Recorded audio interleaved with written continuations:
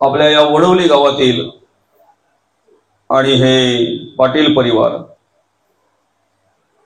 या पाटील परिवाराचे पिताश्री कैलासवासी हरिभक्त परायण ज्ञानेश्वर शांताराम पाटील, बाबांना 25 जुलै 2025 रोजी देवाज्ञा झाली. त्यांचं अल्पशा आजाराने निधन झालं आणि त्यांच्या उद्धार कार्यांच्या निमित्तानं आपण या ठिकाणी ही प्रवचन सेवा आयोजित केलेली आहे. दादांच्या पश्चात संपूर्ण पाटील परिवार असेल, अर्थात या पाटील परिवारातील आमच्या ज्ञानेश्वर दादांच्या सहचारिणी धर्मपत्नी आईसाहेब रंजना ज्ञानेश्वर पाटील, त्याचप्रमाणे दादांचे भाऊ भरत शांताराम पाटील, त्याचप्रमाणे त्यांच्या बहिणी सुबोधनाबाई सदाशिव पाटील, अनुसुया मनोहर भोईर, सावित्रीबाई रामचंद्र पाटील, इंदिराबाई गणेश पाटील, वंदना अशोक तरे, त्याचप्रमाणे त्यांची मुलं असतील संकेत ज्ञानेश्वर पाटील, पंकज ज्ञानेश्वर पाटील, दादांचे पुतणे असतील विनोद भरत पाटील, नामचंद्र भरत पाटील, दादांची मुलगी अर्थात संचिता विशाल पाटील, सविता अशोक कोणकर, सारिका भालचंद्र पाटील, पौर्णिमा विष्णू पाटील, अशा प्रकारे हा संपूर्ण पाटील परिवार. आणि ही सर्व भावंड आणि या भावंडांपैकी खऱ्या अर्थानं एक बहीण अर्थात बेबीबाई वामन काळे यांचं या भावंडांपैकी ताईसाहेबांचं देहावसन झालं. या पाटील परिवाराचे पिताश्री मातोश्री अर्थात मातोश्री रुक्मिणीबाई आईसाहेब 1981 साली त्यांचं देहावसन झालं. गेली 44 वर्षापूर्वी आईसाहेब सोडून गेल्या. त्यानंतर 2007 साली अर्थात 17 वर्षापूर्वी या पाटील परिवाराचं पितृछत्र अर्थात शांताराम बाबा आपल्याला सोडून गेले. आणि त्यानंतर या पाटील परिवारावर एकावर एक असे दुःखाचे प्रसंग निर्माण झाले. अर्थात भरतदादांच्या सहचारिणी सरलाताई भरत पाटील यांचं 2017 साली देहावसन झालं. त्यानंतर भरतदादांचा एक मुलगा आपला कृष्णादादा 2021 साली त्या ठिकाणी त्याचं देहावसन झालं. आणि 2013ला या सर्व भावंडांपैकी एक बहीण अर्थात बेबीताई काळे यांचं देहावसन झालं. एकावर एक असे अनेक दुःखद प्रसंग या पाटील परिवारावर आले. आणि आता अशा अनेक दुःखद प्रसंगातून सावरत असताना या पाटील परिवाराचे आधारस्तंभ ज्ञानेश्वर शांताराम पाटील दादांचं 25 जुलै 2025 रोजी देहावसन झालं. त्यांचं अल्पशा आजाराने निधन झालं. आध्यात्मिक क्षेत्रामध्ये कार्यरत असलेलं हे पाटील परिवार इतर विचारांचा वारसा माणसाला सहज लाभतो. वेगवेगळ्या प्रकारचे विचार माणसाकडे सहज प्राप्त होतात. असं म्हणतात जन्म जायते अज्ञान. आमच्या अंतःकरणामध्ये अज्ञान निर्माण व्हायला आम्हाला काही वेगळ्या प्रकारची प्रक्रिया करावी लागत नाही, काही किंवा वेगळ्या प्रकारचं मार्गदर्शन लागत नाही. ते सहज निर्माण होत असते. आम्ही विषयाधीन होण्यासाठी, आम्ही व्यसनाधीन होण्यासाठी, आम्हाला नको तो नाद लागण्यासाठी आम्हाला वेगळं काही करावं लागत नाही. सहज अगदी त्या वळणाला मनुष्य जात असतो. सहज त्या वळणाकडे अर्थात मनुष्य त्याचा प्रवास सुरू होत असतो. उताराला पाणी सहज वाहून जातंय, त्याला काही करावं लागत नाही. ऊर्ध्व गतीला जर न्यायचं असेल तर त्याला बळ द्यावं लागतंय. पंपाचं म्हणावं की अजून कसलं तरी बळ द्यावं लागतंय. अधोगतीची जी कर्म आहेत माणसाची ती सहज माणसाकडून होत असतात, घडत असतात. अधोगतीला नेणारी जी कर्म आहेत, अधोगतीला नेणारे जे विचार आहेत ते माणसाकडे सहज प्राप्त होत असतात, सहज ते निर्माण होत असतात. आणि ऊर्ध्वगतीची जी कर्म आहेत त्यासाठी मार्गदर्शन करावं लागतंय. त्यासाठी माणसाला स्वतः प्रयत्न करावे लागतात. आज या पाटील परिवाराकडे जे आम्हाला आध्यात्मिक विचार पाहायला मिळतात, परमार्थिक विचार पाहायला मिळतात, चांगल्या प्रकारचं आचरण, चांगल्या प्रकारचे गुण, त्यांचं राहणं जगणं वागणं जे आम्हाला अनुभवायला मिळतंय, पाहायला मिळतंय, हे त्यांच्या आई वडिलांनी दिलेली त्यांना सगळ्यात मोठी संपत्ती आहे. सगळ्यात मोठं आई वडिलांनी त्यांच्यावर केलेले हे संस्कार आहेत, हे मार्गदर्शन आहे. आणि म्हणून या ठिकाणी सांगावं असं वाटतंय की ह्या पाटील परिवाराचे पिताश्री आणि मातोश्री कैलासवासी रुक्मिणी आई साहेब, कैलासवासी शांताराम बाबासाहेब, दोघेही माळकरी होते. आध्यात्मिक क्षेत्रामध्ये त्यांनी कार्य केलं आणि तेच विचार त्यांनी त्यांच्या मुलांना दिले, मुलींना दिले. विशेष म्हणजे त्यांच्या सगळ्याच्या सगळ्या मुली मालकरी आहेत. सगळ्याच्या सगळ्या मुलं त्या ठिकाणी अतिशय चांगल्या प्रकारे आपल्याला समाजामध्ये आध्यात्मिक क्षेत्रामध्ये कार्य करताना पाहायला मिळतात. देवाचं नाम चिंतन करताना पाहायला मिळतात. आणि म्हणून हे जे चांगले गुण आहेत ना, हे आई वडिलांच्या कृपेने, आई वडिलांच्या मार्गदर्शनाने आपल्याला प्राप्त होत असतात. हे आपणच सांगत नाही तर जगद्गुरु तुकोबा सुद्धा त्याचं श्रेय आई वडिलांना देतात. आपलं अनहित व्हावं म्हणून मनुष्य सहज वाटचाल करतो, पण हिताचं मार्गदर्शन करावं लागतंय. आपलं हित व्हावं म्हणून त्यासाठी त्याला ते कर्म, ते विचार त्याला आत्मसात करावे लागतात. आणि म्हणून जगद्गुरु तुकोबा म्हणतात, आपुलिया हिता जो असे जागता, धन्य माता पिता तयाची. आपल्या हिताला जो जागा आहे ना, जो हिताची कर्म करतोय ना, तो तर धन्य आहेच आहे. पण अशी मुलं जन्माला घालणारे ते आई वडील धन्य आहेत. असं मार्गदर्शन करणारे ते आई वडील धन्य आहेत. म्हणून धन्य माता पिता तयाची. ज्ञानेश्वर दादा अतिशय मेहनती माणूस होता, सुस्वभावी होता, कष्टाळू होता. अतिशय चांगल्या प्रकारची कर्म त्याची होती, अतिशय चांगल्या प्रकारे कार्य त्यांनी केलं. सुरुवातीला NRC मध्ये कार्यरत असताना त्या ठिकाणी ती कंपनी बंद पडली आणि आपला उदरनिर्वाह करावा, आपल्या मुलांचं संगोपन करावं, आपला संसार सांभाळावा म्हणून आपण मेहनत घेतली पाहिजे, मेहनत केली पाहिजे, काबाड कष्ट केले पाहिजेत. म्हणून त्या ठिकाणी त्यांनी रिक्षाचा व्यवसाय सुरू केला, रिक्षा चालवायची.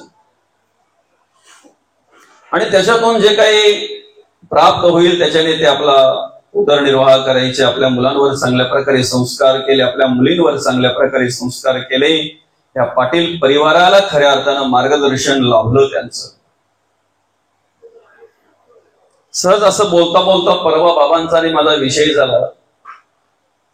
बाबांच्या सांगण्यातून आलं की मला कुठेही जायचं असलं, मला कुठेही काही करायचं असलं तर माझा एक आधार होता ज्ञानेश्वर. म्हणजे त्याला घेतल्याशिवाय मी काही केलं नाही, त्याला घेतल्याशिवाय मी कुठे गेलो नाही. असा एक आधार स्तंभ, असा एक आधार माणसाचा. आणि तो ज्या वेळेला निघून जातो ना, त्यावेळेला एक माणसाला त्याची आठवण येत असते, प्रत्येक वेळेला एक स्मरण राहत असते. ज्ञानेश्वर दादांनी त्यांच्या आयुष्यामध्ये जे करायचं ते कार्य केलं. त्यांच्या मुलाबालांसाठी किती संपत्ती कमवून ठेवली याच्याची मला गरज नाहीये. त्याने किती ऐश्वर्य गोळा केला याच्याची मला गरज नाहीये. आज या परमार्थिक विचारातून सांगायचं म्हटल्यानंतर, आज प्रवचनाच्या निमित्तानं त्यांच्याविषयी बोलायचं म्हटल्यानंतर ते माळकरी असताना शेवटचा श्वास घेतला हे महत्वाचं आहे. माळकरी असताना त्यांनी या जगाचा निरोप घेतला हे महत्वाचं आहे, बरं का. आणि म्हणून मग या ठिकाणी भगवंत म्हणतात, मरणी जयाचे आठवे तो तेची गती ते पावे, म्हणून सदा स्मरावे मातीची तुवा. आम्हाला मृत्यूच्या समयी जे आठवत असेल तेच जर आम्हाला मरणोत्तर प्राप्त होत असेल तर मग भगवंत म्हणतात, म्हणून सदा स्मरावे मातीची तुवा. म्हणून आम्ही अखंड काय केलं पाहिजे, भगवंताचं नामस्मरण केलं पाहिजे, भगवंताचं नामचिंतन केलं पाहिजे. या ठिकाणी सांगायला त्या प्रवचनाचं निमित्तानं सांगावं असं वाटतंय की या पाटील परिवारामध्ये अनेक प्रकारचे आध्यात्मिक क्षेत्रात कार्य करणारी माणसं आपल्याला पाहायला मिळतात. त्यामध्ये ज्ञानेश्वर दादांच्या सगळ्या बहिणी असतील, पुतणे मुलं असतील, मुली असतील. विशेष म्हणजे ज्ञानेश्वर दादांची जी सहचारिणी आहे आमच्या आईसाहेब अर्थात रंजना काकी, आणि या परिवारातील एक सुनबाई माधुरीताई, यांचं भजनी मंडळ आहे.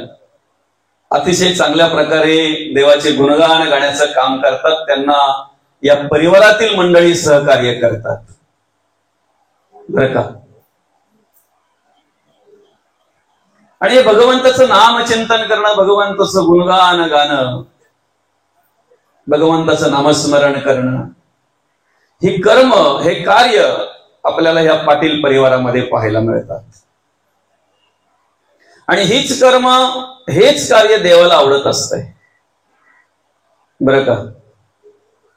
नारद मुनी भगवंताला विचारतायत, देवा तुमचं जर दर्शन घ्यायचं असेल, तुम्हाला जर पाहायचं असेल तर मला अशी जागा सांगा ज्या ठिकाणी तुम्ही सतत असता, अखंड असता. भगवंत नारद मुनींना सांगतायत, मार्गदर्शन करताना म्हणतायत, नहम वसामी वैकुंठी ना हृदयम ना योगियाम हृदयरव मद्भक्तैत्र गायन्ते तत्र तिष्ठ तुम्ही नारदः. भगवंत म्हणतायत, नाही वैकुंठीचे ठाई, नाही योगियांचे हृदय, मद्भक्त गाती ठाई ठाई तेथे मी तिष्ठतो नारदा. माझे भक्त गातात ठाई ठाई, तेथे मी तिष्ठत उभा असतो. अशा प्रकारे त्या ठिकाणी भगवंत मार्गदर्शन करत असतात. देवाला गुणगान आवडतात, देवाला स्तवन आवडतंय, देवाला आरती आवडते, देवाला भजन आवडतंय, देवाला नामस्मरण आवडतंय. बाकी याच्या व्यतिरिक्त आपण जे करतोय ना ते आपल्या मनाच्या समजुतीसाठी करतोय, बरं का. याच्या व्यतिरिक्त जे काही आपण करतोय ना ते आपल्या मनाच्या समजुतीसाठी करतोय, आपल्याला समाधान व्हावं म्हणून करतोय, आपल्याला समाधान वाटावं म्हणून करतोय, देवासाठी नाही. आणि म्हणून आम्ही अखंड विचार केला पाहिजे की आम्हाला हा जो नरदेव मिळाला आहे त्याचं आद्य कर्तव्यच ते आहे. प्रत्येक गोष्ट निर्माण करताना भगवंताने काहीतरी उद्देश ठेवलेला आहे, काहीतरी हेतू ठेवलेला आहे. आणि प्रत्येक वस्तू, प्रत्येक ह्या सृष्टीतील जी जी गोष्ट आम्हाला दिसते, अनेक प्रकारे जर विचार केला तर ज्या निमित्तानं त्यांची निर्मिती केलेली आहे, ज्या निमित्तानं त्यांना आणलेले, ते प्रामाणिकपणे ते त्यांचं काम करतायत. तुमच्या वाट्याला आलेली कर्म प्रामाणिकपणे करणं याला धर्म म्हणतात, बरं का. तुमच्या वाट्याला आलेली कर्म प्रामाणिकपणे करणं याला धर्म म्हणतात. पृथ्वीचा धर्म आहे संपूर्ण सृष्टीचा भार सांभाळणं. ती पृथ्वी सगळ्या सृष्टीचा भार सांभाळते ना, तिचा धर्माचं पालन करते ती. सूर्याचा धर्म आहे, सूर्याची कर्म आहे सगळ्यांना प्रकाश देणं. सूर्याचा धर्म सूर्य करतोय, पृथ्वीचा धर्म पृथ्वी करतोय, वायूचा धर्म वायू करतोय, आपाचा धर्म आप करतोय, तेजाचा धर्म आकाशाचा धर्म आकाश करतोय. आम्ही पंचभूतांचा जर विचार केला तर त्यांना त्यांच्या वाट्याला आलेली जी कर्म आहे, जे कार्य आहे, ते त्या पद्धतीने करत असतात. बरं का, आमचा विचार आम्ही जर केला तर तुम्हाला धर्माची जाणीव जर घ्यायची ना, तुम्हाला धर्म जर माहिती करून घ्यायचा आहे ना, तर पसायदानातला शब्द ना शब्द अभ्यासा. पसायदानातील प्रत्येक शब्द म्हणजे धर्माची जाणीव करून देणार आहे. प्रत्येक शब्द धर्माची जाणीव करून देणार आहे. तुम्हाला जे आवडतंय ते इतरांना देणं याला धर्म म्हणतात. तुम्हाला जे आवडतंय ना ते इतरांना देणं याला धर्म म्हणतात. तुम्हाला जगणं आवडतंय की मरणं आवडतंय?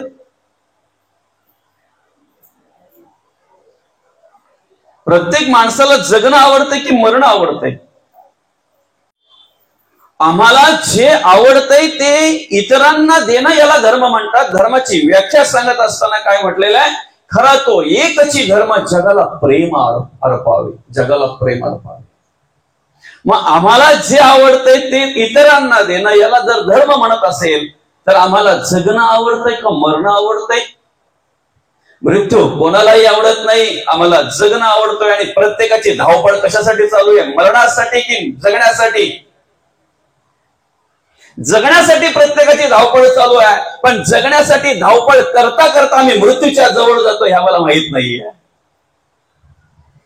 जगण्यासाठी धावपळ करता करता आम्ही कोणाच्या जवळ जातोय? मृत्यूच्या जवळ जातोय. घटका गेली, पळे गेली, तास वाजे ठणाणा, आयुष्याचा नाश होतोय, रामकारे म्हणाना. घटका गेली, फुले गेली, तास ठणाणा वाजायला लागलाय, आयुष्याचा नाश होतोय, रामकारे म्हणाना. आयुष्याचा नाश होताना आम्ही समोर पाहतोय, राम का म्हणत नाही? आमच्या मुखातून राम का येत नाही? आला पाहिजे. रामकारे म्हणाना. त्याला बाजूलाच काढून टाकण्यात आला. रामकारे म्हणाना. आमचं आयुष्य जो आहे ना ते असं म्हटलेलं आहे, घडीने घडी काळ आयुष्य नेतो, देहांती तुला कोण सोडू पाहतो? कोण सोडू पाहतो आम्हाला? घडीने घडी काळ आमचं आयुष्य खात आहे. आयुष्य खातो काळ सावधान. आम्हाला कोणी दुःख दिलेलं आवडतंय की सुख दिलेलं आवडतंय? जे आम्हाला आवडतंय ते इतरांना देणं याला धर्म म्हणतात. आम्हाला मृत्यू आवडत नाही. आणि जर आम्ही कोणाला मृत्यू देत असू तर तो आमचा धर्म नाही. धर्माची व्याख्या काय आहे? जगाला प्रेम अर्पावे. त्या जगामध्ये कोंबडी पण आहेत,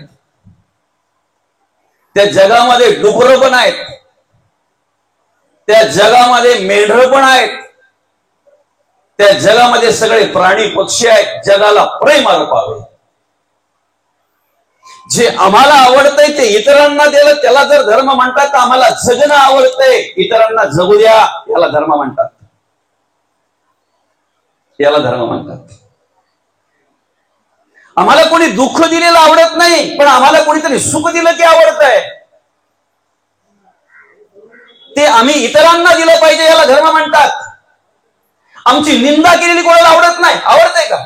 एखादी बाई आमच्या घरी आली ना, आमच्यावर जर तुटून पडली तर निंदा करायला? चहा देऊ दिला आम्ही? सांगू बसा जरा, बऱ्या झाल्या तुम्ही आलात.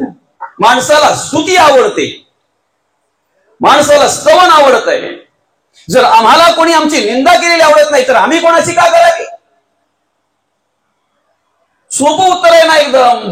आम्ही जे आम्हाला आवडतंय ते जगाला देणं, इतरांना देणं याला धर्म म्हणतात. म्हणून माऊलींनी पसायदानामध्ये काय मागितलंय बघा? जे खळांची व्यंकटी सांगत या सत्कर मरती वाढो, भूता परस्परे जडो मैत्र जीवांची. खळांचा जो वाकडेपणा आहे ना, त्यांच्याकडची दुष्ट वृत्ती जी आहे ना, दुर्बुद्धी जी आहे ना, ती नष्ट झाली पाहिजे. आणि त्यांची रती आहे ना, त्यांची मती आहे ना, त्यांची बुद्धी आहे ना, ती सत्कर्माकडे वाढली पाहिजे. हो माऊली म्हणतात, जो जे वांछील तो ते लाहो, ज्याला जे पाहिजे ते मिळो, पण विश्वव्यापक सूर्य पाहू. त्याच्या आधी त्यांच्याकडे सद्बुद्धी, सद्वृत्ती, सद्वासना, सत्कर्म जर निर्माण झाले तर जो जे वांछील ते काय मागणार आहेत आम्हाला माहिती आहे. ते संसाराचं मागतील, ते भ्रमातून अज्ञानातून आपल्याकडे ज्या काही अशा अपेक्षा निर्माण होतात त्याच्यातलं मागतील, काही कल्पनेचं काही मागतील, ते जी उरलीच नाही त्यांच्याकडे ते काय मागतील. जो जे वांशील तो ते लाहो प्राणी जात, भूता परस्परे जडो मैत्र जीवांचे. आमच्याशी कोणी शत्रुत्व केलेलं आपल्याला आवडतंय की मित्रत्व केलेलं आवडतंय? जे आम्हाला आवडतंय ते इतरांना द्यावं, याला धर्म म्हणतात. आम्हाला शत्रुत्व आवडत नाही, आम्हाला मित्रत्व आवडतंय. आम्हाला जर मित्रत्व आवडत असेल तर मग भूता परस्परे जडो मैत्र जीवांचे, आणि त्या पद्धतीने आम्हाला जगता वागता आलं पाहिजे, त्या पद्धतीने आम्हाला राहता आलं पाहिजे. बरं का? त्यासाठीच आम्हाला हा नरदेह मिळालेला आहे, हा मनुष्य देह आम्हाला त्याच्यासाठीच मिळालेला आहे. वेगळा आहे ना काहीतरी 83,99,999 योनींपेक्षा वेगळा आहे. जरा तुम्ही कधीतरी ह्या नरदेहाकडे बघा, मनुष्य देहाचा विचार करा आणि प्राण्या पक्ष्यांचा विचार करा. उभ्या कण्याचं निर्माण केलेलं आहे, विशेष बुद्धी दिलेली आहे, जाणीव दिलेली आहे, जगण्याचं स्वतंत्र दिलेलं आहे, 4 वाचा दिलेल्या आहेत. नमो शारदा मूळ चत्वार वाचा, परा पचंती मध्यमा आणि वैखरी, 4ही वाचा दिलेल्या आहेत. आणि सांगू का, अध्यात्माला सुरुवात परेपासून होत असते,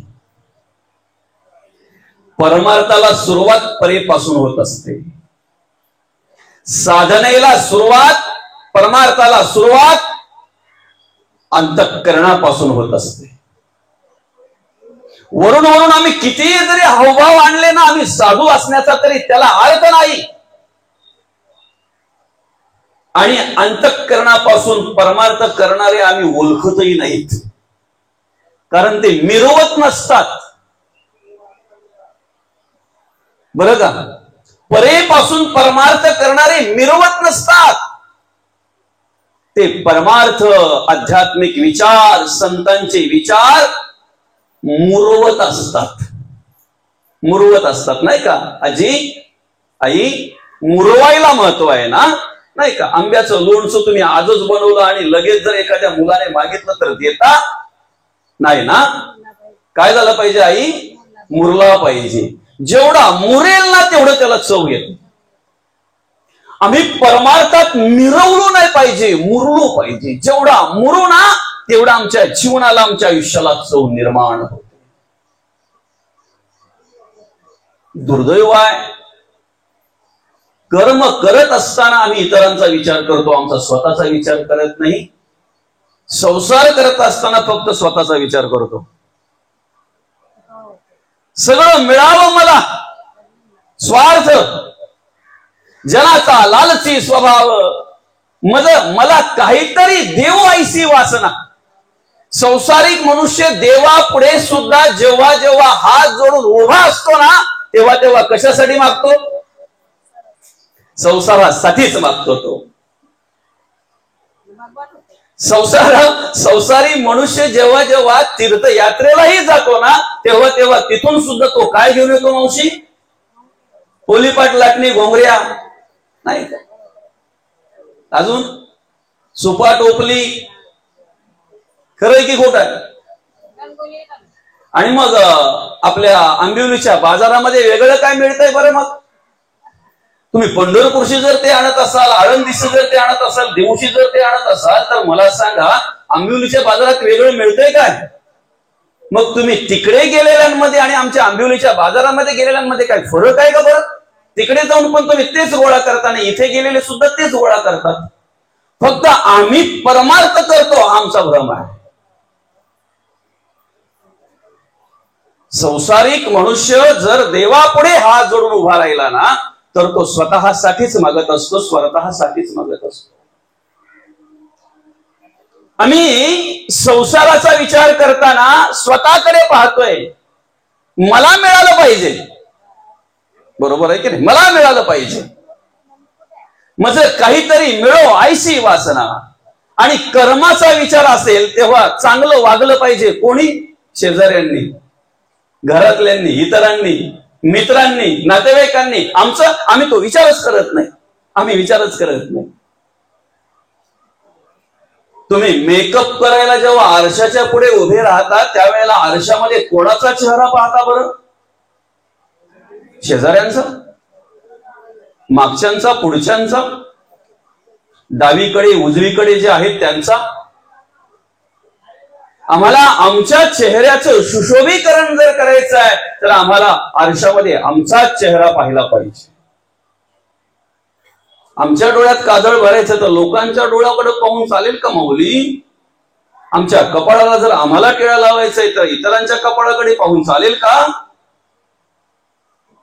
आमच्या चेहऱ्याचं सुशोभीकरण करायचं असेल तर आमच्या चेहऱ्याकडे पाहावं लागतंय. आमच्या जीवनाचं, आमच्या आयुष्याचं सुशोभीकरण जर कर्माने करायचं असेल तर आम्ही इतरांकडे पाहण्यापेक्षा स्वतःकडे बघितलं पाहिजे. आणि प्रत्येक चांगल्या गोष्टीला जेव्हा आम्ही स्वतःपासून विचार करू ना नक्कीच परिवर्तन झाल्याशिवाय राहणार नाही. जग बदललं पाहिजे विचार करतोय पण त्या जगामध्ये आम्ही आहोत. त्या जगाला सुरुवात आमच्यापासून होते याचा विचार आम्ही करत नाही. हे दुर्दैव आहे. जग बदललं पाहिजे प्रत्येकाला वाटतंय पण त्या जगामध्ये आम्ही आहोत आणि त्या जगाला सुरुवात कोणापासून आहे? आमच्यापासून आहे. हा विचार आम्ही करत नाही. हे दुर्दैव आहे.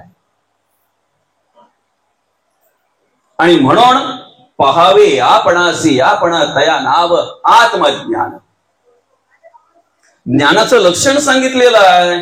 तुमचं किती पाठांतर आहे, तुमच्या किती ओव्या पाठ आहेत, तुमचे किती अभंग पाठ आहेत, तुम्ही किती ग्रंथ वाचन केले त्यापेक्षा तुम्ही कसे जगताय वागताय याला महत्व आहे. काय पोटाला कळतंय ना त्याला सगळं काही पण ते फक्त बोलण्यापुरतं कळतंय. आणि आज जर पाहायला गेलं ना तर माणूस परमार्थ करत असताना सुद्धा काही ना काही स्वार्थ असतो त्याचा. एकदा ते मिळालं ना मावशी की मग देवाला पण विसरून जातो. तो जे मिळण्यासाठी देवाची पूजा करतोय ना ते मिळालं ना की मग जोवरी मला ताप तोवरी तू माझा बाप. नाही एकदा काय सरले ताप मग मी तुझ्या. एका माणसाकडे की नाही नर पोपट होता बरं का. एका माणसाकडे नर पोपट होता. तो त्याला असा जंगलामध्ये गेल्यानंतर मिळाल्यानंतर त्याने घरी आणला. घरी आणल्यानंतर मस्त की अशी एक दांडी त्याने ठेवली बांबूची. त्या बांबूच्या दांडीवर तो बसायचा. त्याला मिरची खायला, त्याला पेरू खायला, त्याला अजून काय आवडतं फळ त्याचं असेल ते खायला त्याला द्यायचा तो. पण झालं काय माहितीये का तो पोपट पक्का शिव्यार निघाला. लई शिव्या द्यायचा तो बाबा. तो ऑलरेडी शिकलेलाच होता. कुठे गेलता काय माहिती, कुठल्या शाळेत गेलता. तुमच्या गावात आहे का शाळा शिव्या शिकवायची शाळा आहे बाबू? नाही ना. क ख ग घ शिकवायला शाळा लागते आम्हाला. मुळाक्षरांची ओळख घ्यायची म्हटल्यानंतर काय पाहिजे? शाळा पाहिजे. बरोबर आहे की नाही? आम्हाला अंकगणित शिकायचं असेल तर शाळा आहे. ज्या महिलांना लहानपणी शिकता आलं नाही ना त्यांना प्रौढ शिक्षण वर्ग त्यांच्यासाठी असतात. ज्या पुरुषांना लहानपणी शिक्षण घेता आलं नाही ना त्यांच्यासाठी प्रौढ शिक्षण वर्ग असतात. असं कधी प्रौढांची तुम्ही शाळा बघितलंय का? तंबाखू कसं खायचं जरा शिकवलं जाते. किती तंबाखू घ्यायची, किती प्रमाणात घ्यायची, चुना किती लावायचा, पहिलीच वेळ असेल तर किती चुना लावायचा आणि जुना झाल्यावर किती चुना लावायचा. कुठे आहे का अशी महिलांची शाळा? 4-6 जण एकत्र आल्यानंतर साधारणतः तंबाखू पहिली वेळ जर असेल तर मशिनी किती करपवली पाहिजे अंदाजे? काय आहे कुठे शाळा? मग प्यायची जर सुरुवात करायची असेल तर साधारणतः पहिला पॅक कसा भरायचा, त्याच्यामध्ये किती ती घ्यायचे, किती हे घ्यायचं, काय आहे का शाळा? त्या पोपट्याला कुठे शाळेत जावं लागलं नाही. शिव्या झाला तो तुमच्या आमच्या ऐकून. खूप शिव्या द्यायला लागला तो. कंटाळला तो माणूस. अरे याला आणलं कसं? शेवटी मग बदल व्हावा म्हणून तो एका साधूकडे घेऊन गेला. त्या साधूला सांगितलं, बाबा अहो पोपट आणला मी हाऊस म्हणून घरी, शिव्यार निघाला हो, तो शिव्या देतोय. साधू पण मोठ्या दिमागातच गेला त्याला सांगायला, दादा बाबा अरे शिव्या द्यायच्या नसतात, त्यांनी शिवी देऊनच सुरुवात केली.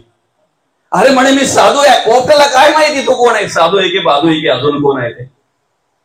आणि त्यांनी सुरुवातच त्या पद्धतीने केली. साधू पण हैराण झाला, आश्चर्यचकित झाला.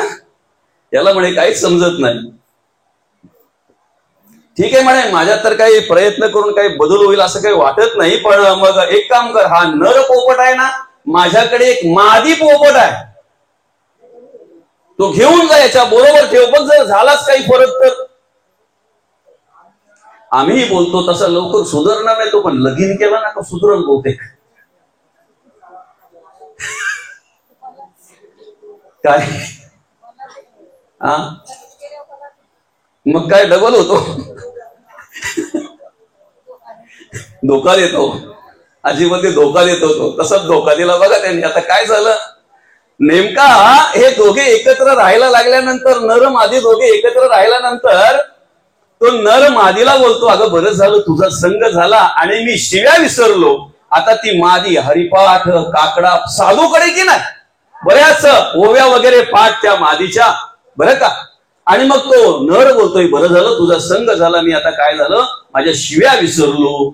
पण बोलतो मला दुःख वाटतंय ग. म्हणजे काय दुःख वाटतंय, तुझा त्या काकडा बंद झाला ना, हरिपाठ बंद झाला ना. त्यावेळेला ती मादी बोलते, ज्याच्यासाठी करत होते तो भेटल्यानंतर आता काय गरज आहे काकड्याची ना हरिपाठाची. काय समजतंय, ती साधूकडे राहून काकडा आरती करत होती, भजन करत होती, हरिपाठ करत होती, पण तिचा उद्देश काय होता, झाला ना सफल, आता काय करायची गरज आहे म्हणे. आम्ही सुद्धा परमार्थ जर अशाच प्रकारे करत असू तर त्याच्याने आम्हाला काहीही प्राप्ती होणार नाही, काहीही मिळणार नाही माऊली, काहीही मिळणार नाही, काही मिळणार नाही.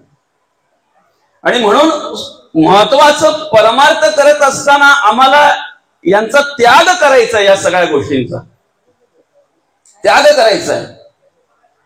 ज्या माणसाला आयुष्यामध्ये सुखी राहायचं आहे ना, बघा तो जेवढा एकांतात राहील ना तेवढा सुखी. संसार करायचा असेल तर लोकांत आहे, जेवढी लोक असतील तुमच्या आजूबाजूला तेवढा संसार जोरात. तो बोलतो पण आमचं सोयरं एक पण नबलं नाही, अख्खं मोठं सोयरं आहे, गावात कोणचं सोयरं ना असं सोयरं माझं आहे. पण जगद्गुरु तुकोबा म्हणतात, सोयरे दायरे दिल्या घेतल्याचे अंत हे काळीचे कोणी नाही. आहे कोणी नाही, कोणी शेवटच्या वेळेला कोण नाही, बरं का. तुम्हाला संसार करायचा असेल ना लोकांत, जेवढी लोक तुमच्या आजूबाजूला असतील तेवढ्या संसाराला मजा येते, बरं का. जेवढ्या सुनाना तेवढी ते बोलते माझ्यासारखी मजा काय गावात कोणाची नाही. 4-4 सुना येतील मला, पण आल्यावर मग समजतंय, नाही ग बये ताई मावशी तो आज बोलते नाही ग बये कोण नाही कोणाचा. मग त्यावेळेला संत बोललेले, नाही कोणाचे कोणी तुझे नव्हे रे कोणी अंती जाशील, एकला रे प्राण्या मासे मासे म्हणून. बंधू कोणाची, बहीण कोणाची, कोण कोणाचे, सगळे सोयरे मेल्या पाठी सर्वच राहील, तुटतील धागे दोरे प्राण्या मायेचा बाजार. 2 दिवसाची तुझी जवानी नाही पुढे टिकणार रे, वृद्धपण येता जवळी वैद्य काय करणार, प्राण्या मायेचा बाजार. ज्याला सुखी राहायचंय, समाधानी राहायचंय ना, परमार्थ एकांतात होत असतो. घरात राहून एकांत साधता आला पाहिजे, बरं का.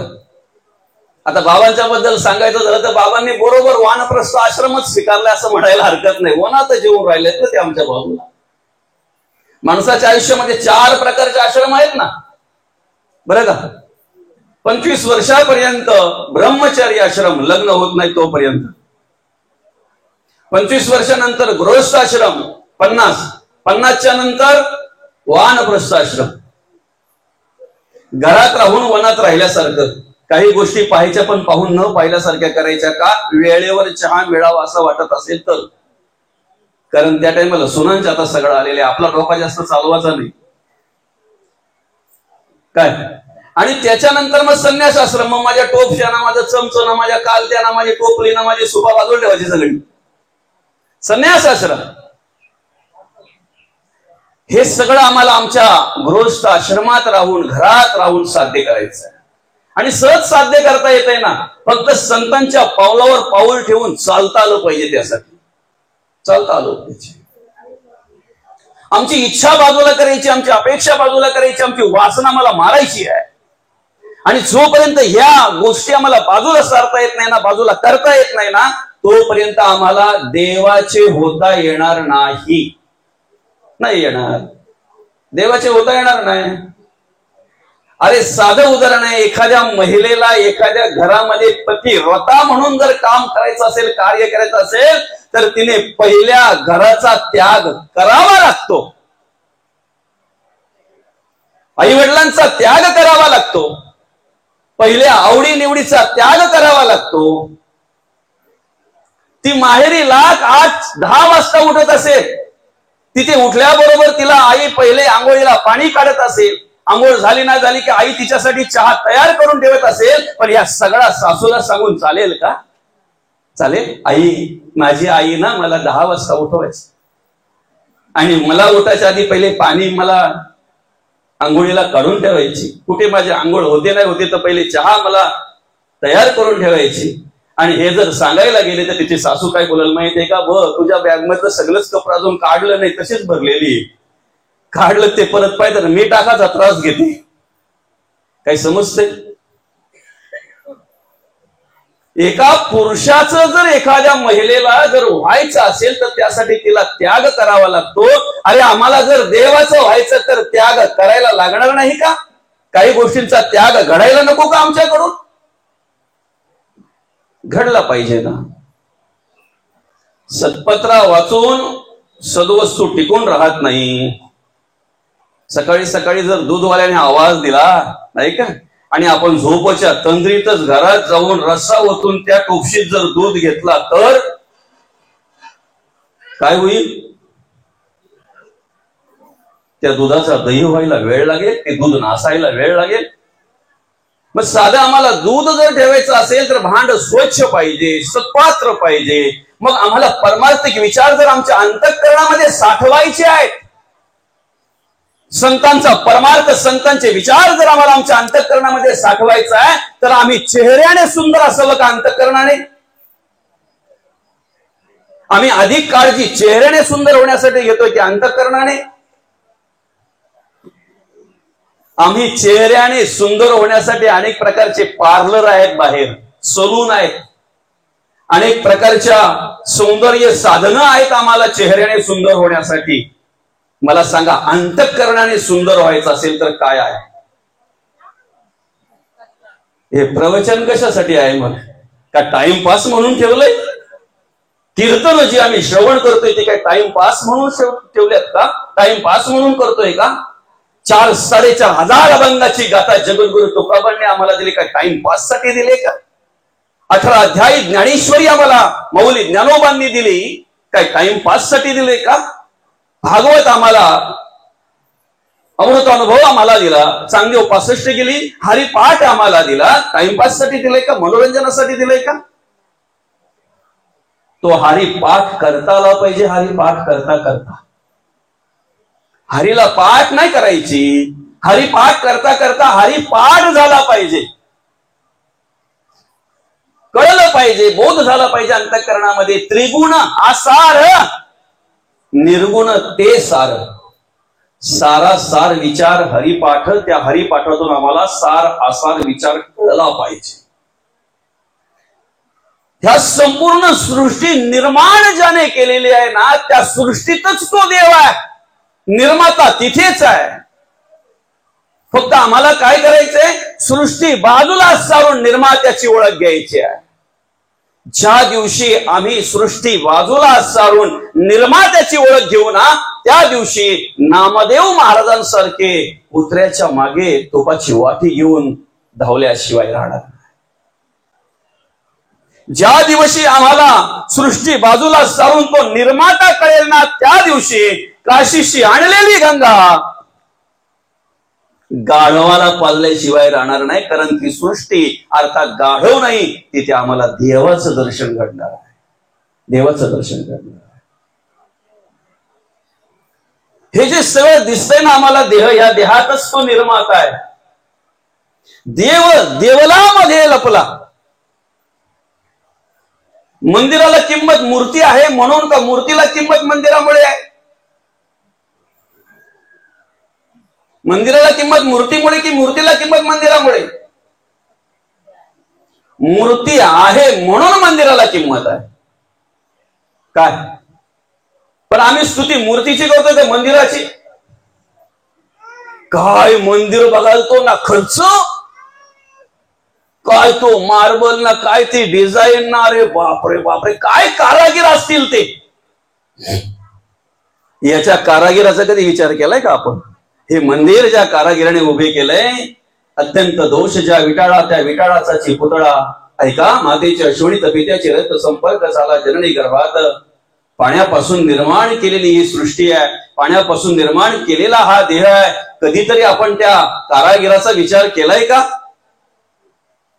आमच्या आवडीची नथ बनवली ना त्या सोनाराने, तर सोनाराची 10 वेळा आम्ही स्तुती करतो. जी बाई विचारेल ना नथ कधी केली ग, पहिले त्या सोनाराचं नाव सांगतो. त्या सोनाराने अशा अशा ओळखीचा आहे ना माझा, खूप मेहनत घेतली आणि अतिशय चांगल्या प्रकारे डिझाईन बनवले बघा, सगळ्यांना आवडते. ज्याने नथ बनवली त्याची 10 वेळा तुम्ही स्तुती करता. ती नथ घालायला नाक ज्याने दिलाय त्याला एकदा तरी आठवा, त्याचा एकदा तरी विचार करा, त्या कारागिराचा एकदा तरी विचार करा. कधीतरी बसता बसता आपला स्वतःचा विचार करा. त्या देवाने तोंडाच्या वरतीच नाक दिलंय का? आम्ही काय खातो त्याचा गंध आम्हाला कळावा म्हणून. रात्रीची भाजी जर सकाळी त्याला दिली ना आणि तिला जर थोडस असं आंबट वास येत असेल ना, नाक आहे म्हणून कळतंय. घासावर घेतल्यानंतर बोलतो अरे नाही उतरले ती, मग तो बोलतो उतरलेली आहे, तुला समजली नाही का? तेव्हा ती बोलते मला सर्दी झाली ना. नाक तोंडाच्या वरतीच दिलं काय? एक असा गाडीवर प्रवास करत होता दुचाकीवर, आणि दुचाकीवर प्रवास करता करता मागून हॉर्न एक जण देत होता. त्याला ते माग काही पाहता येत नव्हतं, आरसे काय त्याच्या साईडचे काम करत नव्हते. तेवढ्यात त्याला विचार आला त्याच्या मनामध्ये, देवाने 2 डोळे दिलेत की नाही? 2 डोळे दिलेत की नाही? मग दोन्ही पुढेच का? एक मागे जर दिला असतं, एक पुढे जर दिला असतं, तर मागचा कोण हॉर्न वाजवतोय, कोण तिकडे मला काय अजून कोणाला काय हे करतोय ते मला समजलं असतं ना. असा विचार करायला लागला तो. विचार करता करता गाडी पुढे जशी गेली तशी एका डोळ्यामध्ये त्याच्या छोटस कीटक काहीतरी गेला. त्या ज्या डोळ्यामध्ये कीटक गेला ना, तो डोळा पार मिटून गेला त्याचा. चालू असलेला उघड्या असलेल्या डोळ्याने ती गाडी कंट्रोल केली, गाडी थांबवली आणि पहिले तो काय कीटक गेलेला तो काढला नाही, तिथेच देवाला नमस्कार केला आणि काय म्हणतोय, देवा बरं झालं दोन्ही पुढे दिलेत ते. एक मागे एक पुढे जर दिला असता आता दोन्ही काही कामाचे राहिले नसते, कारण गाडी कुठेही जाऊन धडकली असते ना माझी. काय ईश्वरे केवढे सूत्र केले, सूर्यबिंब धावाया लाविले, धुकटा करवी धरविले आघाद पाणी. म्या बोलविल्या वेदू बोले, म्या चालविल्या सूर्य चाले, म्या हलविल्या प्राणू हले, जे जगात चालिता. या जगाला चालवणारा जो देव आहे ना, या जगाला निर्माण करणारा जो देव आहे ना, या जगाला सामर्थ्य देणारा जो देव आहे ना, तो देव आमच्या अंतःकरणामध्ये आहे. तो देव आम्हाला सांभाळतोय. तो अंतरात्मा आमच्या अंतःकरणामध्ये आहे. तो आहे म्हणून या देहाला किंमत आहे. नाहीतर देहाला काय, देह आहे कोणाचं? आम्ही म्हणतोय आमचं आमचं आमचं आमचं, पण ते देह सुद्धा आमचं नाहीये. तुझं नव्हे हे शरीर. स्वाभिमानात आम्ही सांगतोय आपलं घर आहे बरं का, माझं घर आहे. दादा तुला राहायला जायच्या आधी उंदीर गेले, आम्हाला तरी गृहप्रवेश करावा लागला, वास्तू शांती करावी लागली. त्यांना कुठली शांती करावी लागली? उंदरांना. आपल्याला जाण्याच्या आधी मावशी मांजरीची वस्ती चालू झाली. तिथं काम चालू असतानाच कुत्री जाऊन बसायची. कुत्री म्हणते माझे घर, मांजरी म्हणते माझे घर, मुशक म्हणते माझे घर, मुंग्या म्हणते माझे घर. त्यात जर जास्त डास झाले तर संध्याकाळच्या टायमाला हा बाहेर ते डास आत. त्याला विचारलं का रे बाबा बाहेर खाट टाकून बसलाय, लाईट नाही ना, पंखे बंद आहेत, मग डास घरात बसू देत नाही. तुझ्या घरात तुला जर डास बसू देत नाहीत तर सांग ना दादा घर कोणाचं आहे? कोणाचं घर आहे? आमच्याच घरात राहून जर आमचाच फुका मारून मारून जर पाय उंदीर कुडतळत असेल आणि सकाळी गरम पाणी लागल्यावर जर आम्हाला कळत असेल तर सांगा आमच्या घरात आम्हाला ते त्रास देणार आहे कोणाचं घर? कोणाचं घर आहे? या देहामध्ये एकच नाही ना दादा. आमच्या या देहाचा जर आम्ही विचार केला तर ज्या पद्धतीने त्या घरामध्ये अनेक मांजरं आहेत, अनेक पाली आहेत, अनेक मूषक आहेत, अनेक मुंग्या आहेत, अनेक प्रकारचे प्राणी कीटक अनेक प्रकारचे आहेत, त्याप्रमाणे या शरीरामध्ये काम, क्रोध, लोभ, मद, मत्सर, दंभ, संशय, चिंता, असूया, अद्वया, भावना, कल्पना, इष्णा, वासना, आशा, ममता, कृष्णा अनेक आहेत दादा, अनेक आहेत. आणि खरं तर जर तुम्हाला देवाचं स्मरण नसेल ना, संत चरण जर नसतील ना, संतांचं मार्गदर्शन जर नसेल ना, तर 100% घर त्यांचं आहे, त्यांचं घर आहे. म्हणून आम्ही पहिला विचार केला पाहिजे, यांना सगळ्यांना नियंत्रित करता आले पाहिजे, त्यांच्यावर सगळ्यांच्यावर नियंत्रण करता आलं पाहिजे. बरं, आम्ही एकमेकावर विजय मिळवू, तो विजय आम्हाला सलोकता देईल, तो आम्हाला लौकिकता देईल, लौकिकामध्ये आम्हाला पद मिळवून देईल, काहीतरी वेगळ्या प्रकारची उपाधी निर्माण करून देईल. ज्या दिवशी आम्ही कामावर विजय मिळवू ना, त्या दिवशी आम्हाला कुठल्याही प्रकारची पद प्रतिष्ठा याची आवश्यकता नसेल, तर आम्ही खऱ्या अर्थानं अंतःकरणामध्ये विजयी झालेलो असतो, अंतःकरणामध्ये विजयी झालेलो असतो. आणि तो विजय आम्हाला प्राप्त करून घ्यायचा आहे. जीवनाचा मार्ग क्रमण करत असताना आम्हाला आमच्या अंतःकरणातला जो विजय आहे ना, तो आम्हाला प्राप्त करून घ्यायचा आहे. जो जगद्गुरु तुकोबांना मिळाला, जो माऊली ज्ञानोबांनी सहज प्राप्त करून घेतला, जो शांतीब्रह्म नाथ महाराजांनी सहज प्राप्त करून घेतला, तो विजय आम्हाला प्राप्त करून घ्यायचा आहे, तो विजय मिळवायचा आहे आम्हाला. क्रोध आहे, लोभ आहे, सहज येतोय. आणि ते पूर्वी बघा असे खेळायचे नाही का, 4 जण तिकडे बसायचे, 4 जण इकडे बसायचे, इकडचे असे सांगायचे आमक्याने यावं आणि टिचकी मारून जावं, टिचकी की टपली असं काहीतरी बोलायचे. होतं का तुमच्याकडे? कळतो ते 4 जण इकडे 4 जण तिकडे, आणि तिकडच्या 4घांचे डोळे मिटलेले असायचे. बरं का, इकडचं एक जण यायचं, त्यांनी टिचकी मारून जायचं, पण तोपर्यंत त्यांचे डोळे मिटलेले असायचे. त्याने टिचकी मारल्यानंतर, टपली मारल्यानंतर इकडे येऊन बसायचं. मग नंतर तो बसल्यानंतर त्या 4घांनी डोळे उघडायचे आणि मग या 4घांपैकी कोणी टपली मारली ती ओळखायचं. असा तो खेळ होता. आमचंही तसंच आहे. आमचे अज्ञानाने डोळे मिटलेले आहेत, अंधश्रद्धेने डोळे मिटलेले आहेत, भ्रमाने डोळे मिटलेले आहेत, संशयाने संदेहाने डोळे मिटलेले आहेत. काम येतोय टपली मारून जातोय आम्हाला कळत नाही, क्रोध येतोय टपली मारून जातोय आम्हाला कळत नाही, लोभ येतोय टिचकी मारून जातोय आम्हाला कळत नाही. तो मारून गेल्यानंतर आमचे डोळे उघडतात आणि मग बोलतात आता त्यांचे डोळे उघडलं का? ते का आजचं ना कालचं आहे का? आता डोळे उघडले त्यांचे. आम्ही अनेक दिवस एखाद्या विषयाधीन असतो, वासनेअधीन असतो, व्यसनाधीन असतो, आमचे डोळे उघडत नाहीत. जेव्हा डॉक्टर सांगतात ना आता याच्या पुढे जर घेतली तर मरणार,